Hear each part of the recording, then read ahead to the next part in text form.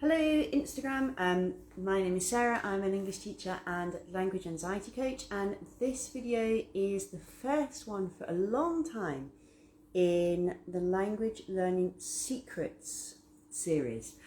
So I am expecting to be joined by Lisa from Your English Self, and today we're going to be talking about the importance of community in language learning.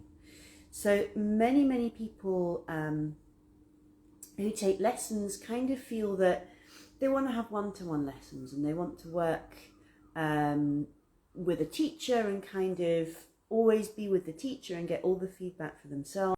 Understandable, because being with a teacher is a very great experience. I'm just letting Lisa in. But there are many advantages to being in a group program too. And that's what we want to talk about today. And Manish, I'm sorry, we have no time today to do extra stuff.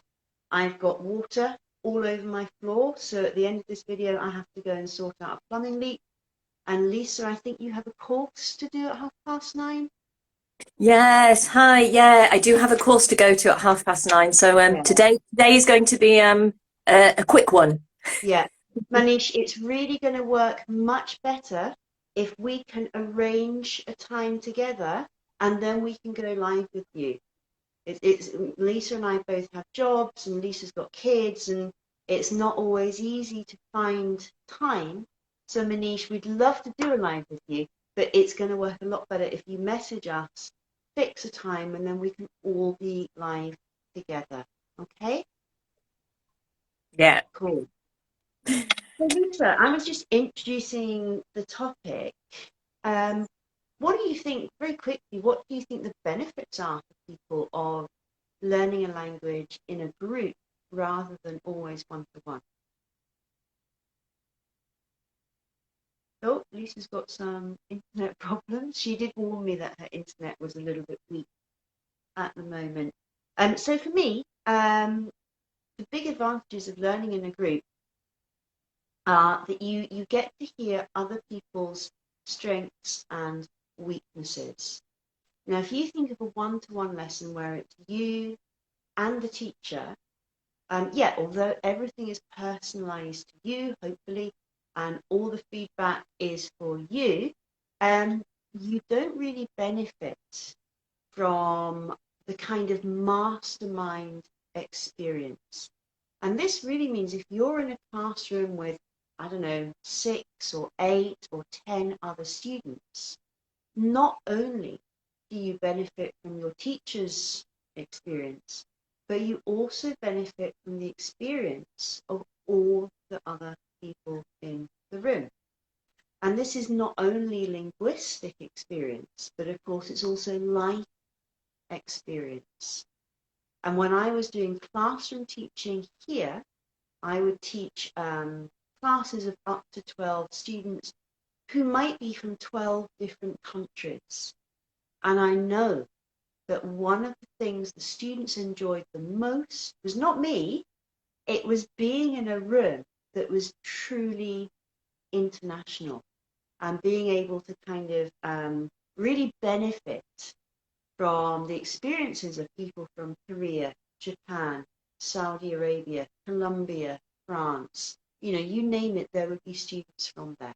So when we work with a range of other people, it really helps us to broaden our mind and broaden our understanding, not only of the language, but also about life, which is really important too.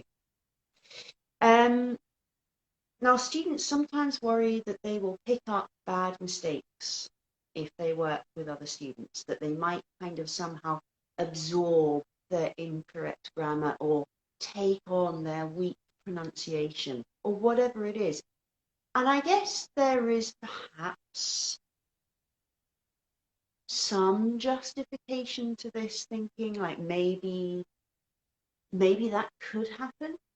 But if you're working in a group where people are able to give constructive, helpful, positive feedback, and where you're with a teacher who is able to give that correction, this really shouldn't be a problem. And I would say that the kind of really the benefits of learning in a group outweigh the disadvantages. Okay, so Lisa is hopefully coming back now.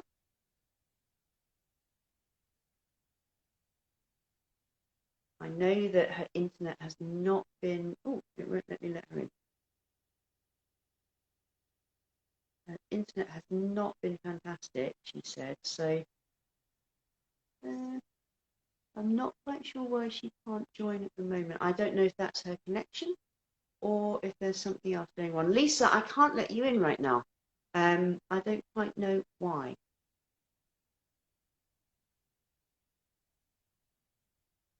So I'm going to invite you now to join, and we'll see if we can do that. And maybe, Lisa, this is the universe telling us we should be doing this next week and not running around trying to fit it in today. Lisa, I can't let you in, I'm afraid. Do you want to maybe send me a message and let me know if you want to continue or try and do this next week? Yeah, so basically, I think learning in a group is fantastic. I think when it comes to things like exams, in particular, learning in a group can be really, really beneficial because you get to practice those exam skills with other candidates. So imagine that you're taking, let's talk about IELTS because everybody knows what IELTS is. It's really easy to think, oh, I need to practice on my own and I need to write lots of essays and I've got to do lots of reading practice and I can do that. I don't need anybody else. But the truth is that actually your writing will improve more quickly if you can talk about it with other people and if you can share the experience and if you can share their thoughts and ideas. You know, preparing for an exam on your own, even if you have lessons once or twice a week, is quite a lonely process. And I think most exam candidates would benefit from having that supportive atmosphere around them as they prepare for their exam. I would say that goes for all the papers, the reading, the writing, the listening, and the speaking. And in my speaking club, because we've got members who are working towards IELTS, we do some IELTS specific practice.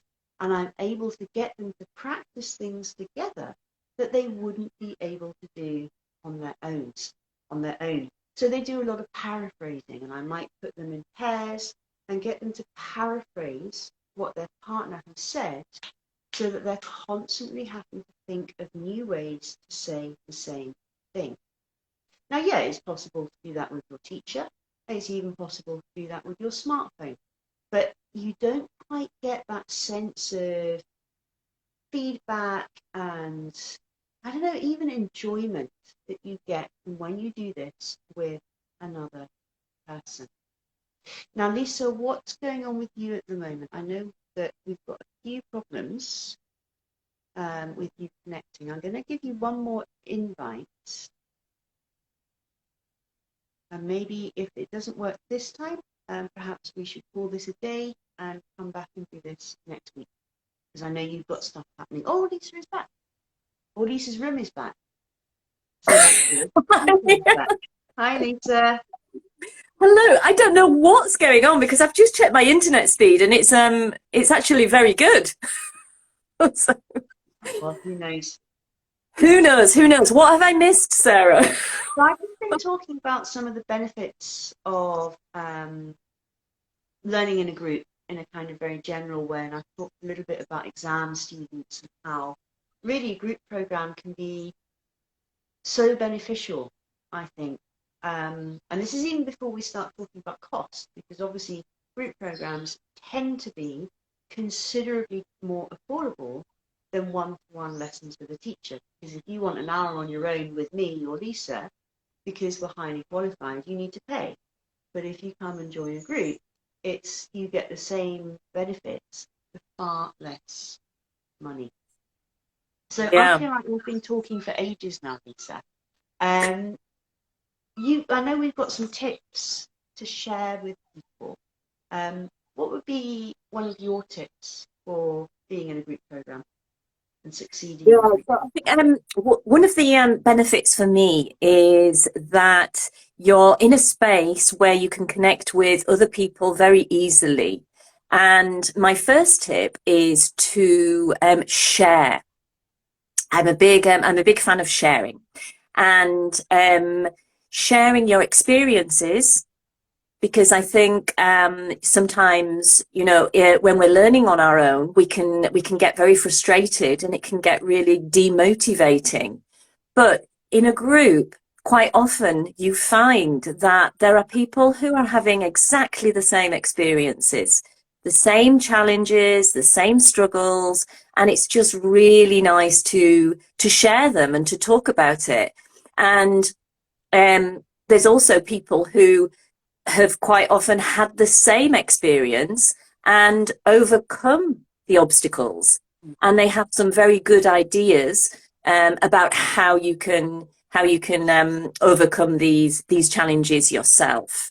So I think sharing experiences is a really important part of learning a language, Mm. and not just negative experiences like your frustrations and your difficulties, but also your wins, your successes, because it's really important to recognize the things that we're doing well, and it's nice to be able to share those with somebody.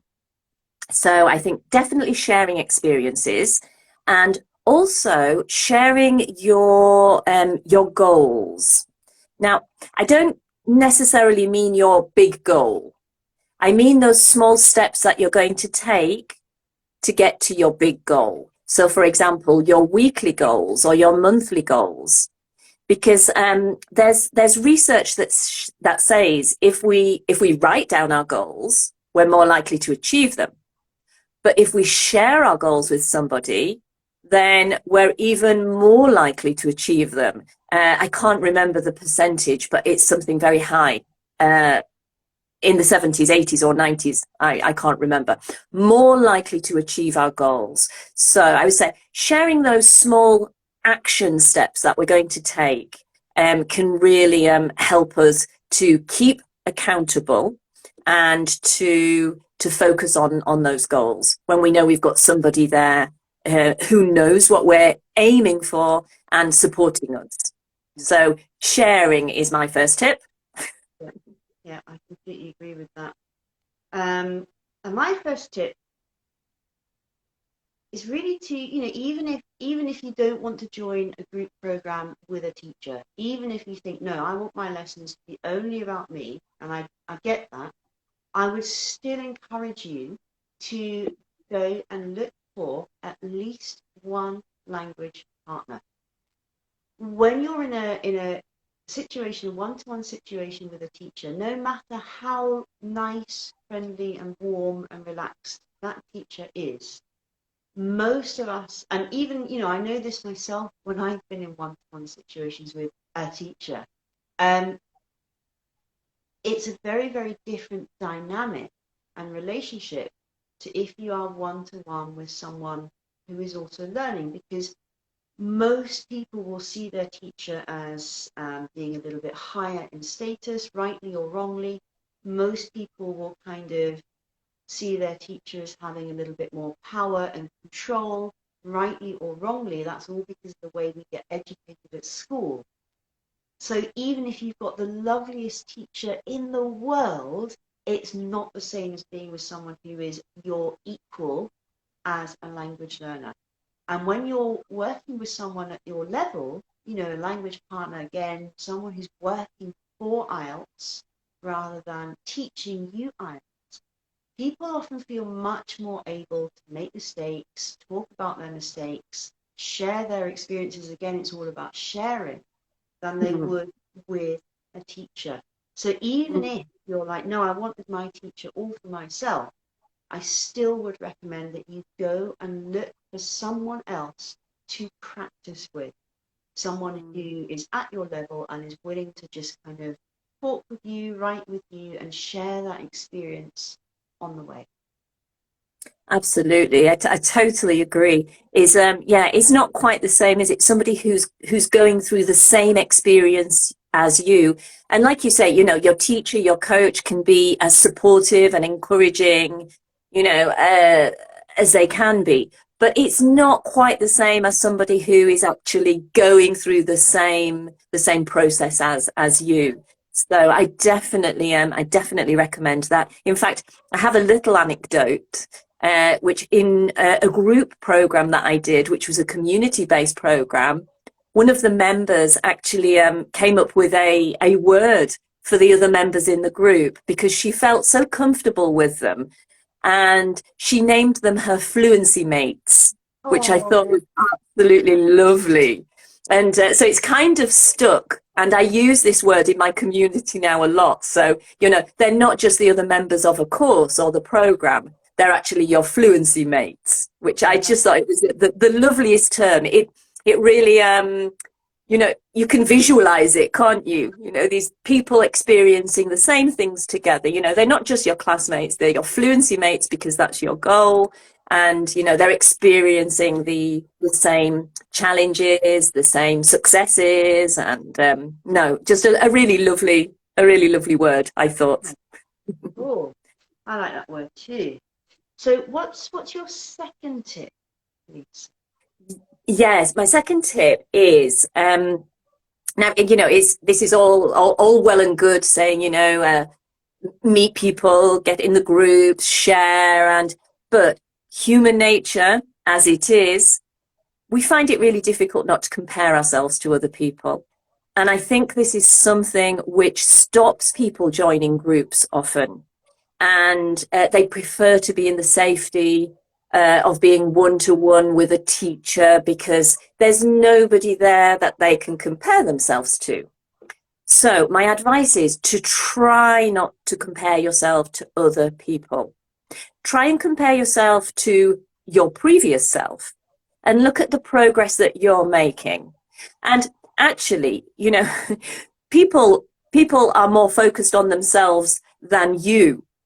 So we think that people are listening to us, noticing our mistakes, and where it's probably not true because they're more interested in themselves and worried about people noticing their mistakes.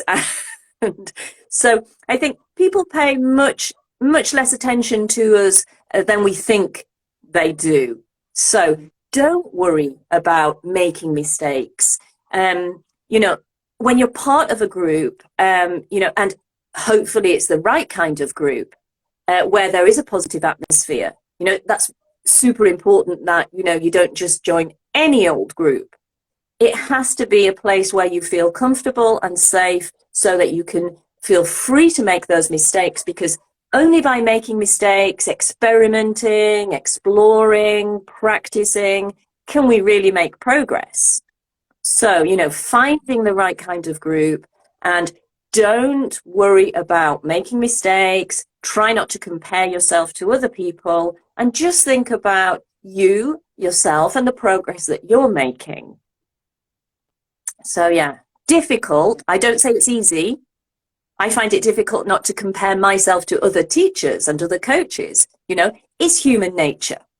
But, we have to try and step back and stop ourselves from doing this because it only holds us back and stops us from making progress. Hmm. Hmm. Yeah, I think that's true. Um, Sorry, I'm just looking at a bird. Yes, so my last tip is all about how to choose and join a paid for group program because there are quite a few out there. And I know that I've done courses and training in the past and been very excited and then started and been like, oh, this isn't what I wanted. I don't want to be doing this. So paying to join a group program can be a really good idea for all the reasons that Lisa and I have outlined. Accountability, motivation, support, finances. But you really need to kind of think about what you want to gain from the group. So the first thing you want to really get clear is what's your budget? How much are you willing to pay? And IELTS again, IELTS, to take the IELTS exam in itself is very, very expensive. And yet many people, for some reason, choose not to have lessons, thinking they can prepare on their own. They take the exam, they don't get the score they want, and they have to do it again. And they never kind of invest that time and money into working with a teacher in a program, whether that be one-to-one or in a group. So really, really think about, how much are you willing to pay? What are you looking to get from this? And how much is that worth to you? Because when we really want something, it's really important. Sometimes we need to invest some of our money in that, because if we don't and we're trying to do everything ourselves, well, you know what? Sometimes we don't really get the results we're looking for. So really think about your kind of budget for this, okay? And then you need to get super clear on exactly what are you looking for. Are you looking for an exam class? Are you looking for fluency practice? Are you looking for a really safe space? Are you looking for a teacher who's and a course that's really going to push you? Or do you just want to have fun and chat with people? Because you can find all of these things online. So you need to know what it is that you want so you can find the best program for me. I know a speaking club, it's not my one, and it's great. They just chat. There's no feedback, there's no lesson, there's no nothing. It's just people chatting. But that won't work for some people because they want to be pushed and they want the feedback. So you need to be clear what you're looking for. Um, Mhm. you need to think also, what kind of people do you want to be hanging out with? Now, Lisa's talked about not comparing yourself to others. I would add that sometimes it's good to put yourself in a situation where you are not the strongest. Now, the reason for that is because if you always want to be the best or the top, you are not so likely to be able to grow your language. If you can be brave enough to join a class or a program where you are not number one, yes, it might be uncomfortable because, oh, they're all better than me. But your opportunity for growth and learning is so much bigger because you are surrounded by people who are better than you. And that's one of the ways we grow, by surrounding ourselves by people who we want to be. That helps us move towards that place. So really think about the kind of people you want to have on this group program. Mm. And the That's last a really thing, good point, Sarah. Can I'll just jump in quickly because I was thinking of a situation that I had in my on my group program. There were very different levels. I don't specify. It's from intermediate above, and there were some people who were intermediate. There were some people who were advanced. And at first, there was a particular student who felt quite uncomfortable because they felt that their English wasn't good enough. And the outcome was that everybody was in that group for a reason. Just because somebody's English may be better than yours or what you consider to be better, they're there for a reason because they have their own issues or problems. And it may be confidence, which in one case, one of the members had issues with confidence despite having a very good level of English. So, everybody is there for a reason. And like you say, having a positive role model, somebody who is not a native speaker of English and has reached a high level can be a big inspiration for you and a big motivating factor. So yes, not comparing yourself and seeing it as an opportunity to grow and to learn. So yeah, absolutely agree. yeah, growth mindset. And Mm. the final thing was just read the small print. And what I mean by that is always, always check things like contracts, things like when will you be transferring the money? How will you be transferring money? Is it in advance? Can you cancel the membership? And it's really worth checking all of those things very carefully before you sign up for anything. So get super clear about all the kind of, the way the program operates to make sure it's going to work for you. Mm. Yeah, yeah, absolutely. Yeah, so shall we wrap this up then, Mm. Sarah?